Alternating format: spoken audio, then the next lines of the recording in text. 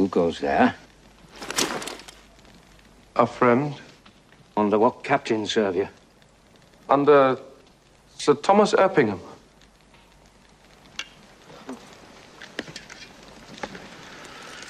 A good old commander, and a most kind gentleman. I pray you, what thinks he of our estate?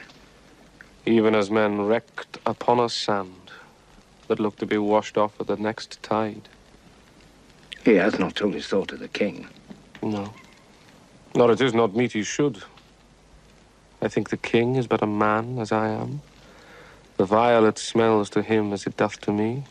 His ceremonies laid by. In his nakedness he appears but a man. Therefore, when he sees reasons of fear, as we do, his fears out of doubt be of the same relish as ours are. He may show what outward courage he will. But I believe as cold a night as 'tis that he could wish himself in Thames up to the neck. And so I would he were, and I by him. At all adventures, so he were quit here. I think he would not wish himself anywhere but where he is. Then I would he were here alone. Methinks I could not die anywhere so contented as in the king's company, his cause being just, and his quarrel honourable. That's more than we know. Aye, and more than we should seek after. For we know enough if we know we are the king's subjects. If his cause be wrong, our obedience to the king wipes the crime of it out of us. But if the cause be not good, the king himself hath a heavy reckoning to make.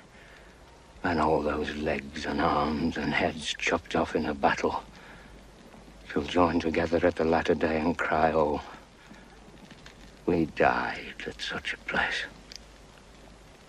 Some swearing, some crying for a surgeon, some upon their wives left poor behind them, some upon the debts they owe, some upon their children rawly left.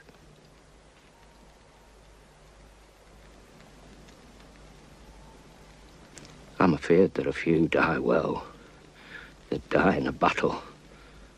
But how can they charitably dispose of anything when blood is their argument?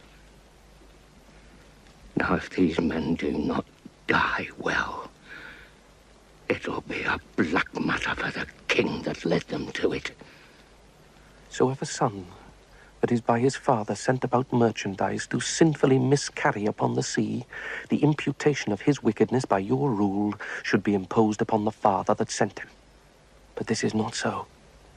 The king is not bound to answer the particular endings of his soldiers, nor the father of his son, for they purpose not their deaths when they purpose their services. Besides, there is no king, be his cause never so spotless, can try it out with all unspotted soldiers. Every subject's duty is the king's, but every subject's soul's his own.